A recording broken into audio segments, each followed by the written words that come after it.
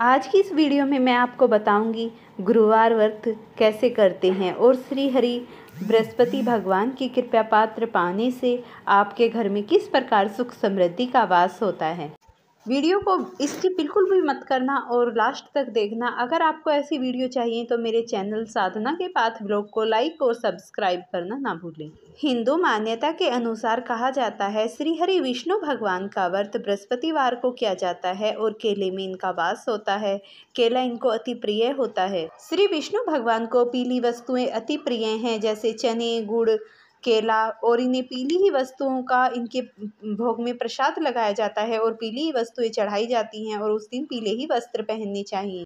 इस प्रकार करने से व्रत को आपके ऊपर श्री हरि विष्णु भगवान की असीम कृपा बरसती है। तो सुनिए बृहस्पतिवार की कथा। एक प्राचीन काल में एक बहुत ही निर्धन ब्राह्मण रहता था। उसके घर में धन धान्य की बहुत कमी थी और उसकी पत्नी ना ही नहाती धोती थी और ना ही श्री हरि विष्णु भगवान का पूजन करती थी। वह नित्य विधि सहित भगवान का पूजन किया करता था, मंदिर में जाया करता था। बहुत समय बाद उसके घर में एक कन्या का जन्म हुआ और कन्या बचपन से ही श्री हरि विष्णु भगवान की अनन्य पूजा भक्ति करने लगी।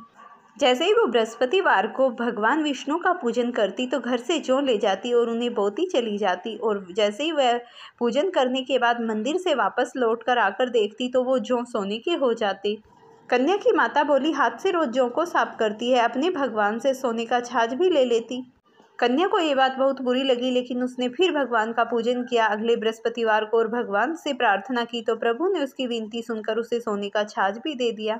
जब वह जौ साफ कर रही थी तभी एक अति सुंदर लड़का वहां से गुजरा। वह राजकुमार था और वह जाकर अपने घर चुपचाप बिना खाना पीना त्यागे सब कुछ लेट गया। तो उसके पिता को इन सब बातों का पता चला तो उसने इस बात का पता लगाया कि वह क्यों चुपचाप बिना खाना पिए लेटा हुआ है। तो राजा अपने मंत्रियों के साथ लड़के के पास पहुंचा तो उसे पता चला कि वह उस राजकुमारी से विवाह करना चाहता है। तो पिता ने उसके घर निमंत्रण पहुंचाया और उस राजकुमार का विवाह उस लड़की के साथ हो गया। जैसे ही लड़की विवाह होने के बाद राजा के घर आई तो इनके घर में तो और ज़्यादा सुख समृद्धि का वास हो गया और उस साहूकार के यहाँ कंगाली छा गई। उसके घर में खाने तक के लिए कुछ नहीं बचा। उस लड़की का पिता लड़की के पास आया और सारा हाल कह सुनाया तो लड़की ने बहुत सा धन देकर अपने पिता को विदा किया।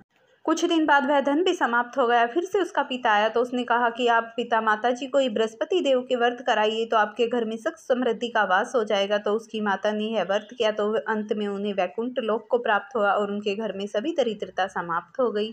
प्रेम से बोलिए बृहस्पति देव की जय।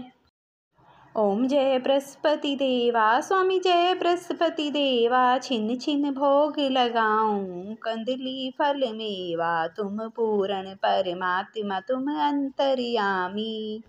जगत पिता जगदीश्वर तुम सबके स्वामी। चरणामत निज निर्मल सब पातक हरता। सकल मनोरथ दायक कृपा करो भरता। तन मन धन अर्पण कर जो सन शरण पड़े।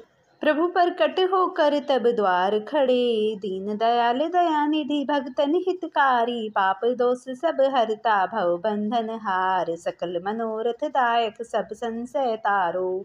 विषय विकार मिटाओ संतन सुखकारी। जो कोई आरती तेरी प्रेम सहित गावे। ज्येष्ठानंद बंद सो निश्चय पावे। सब बोले विष्णु भगवान की जय, सब बोले बृहस्पति भगवान की जय। जय हो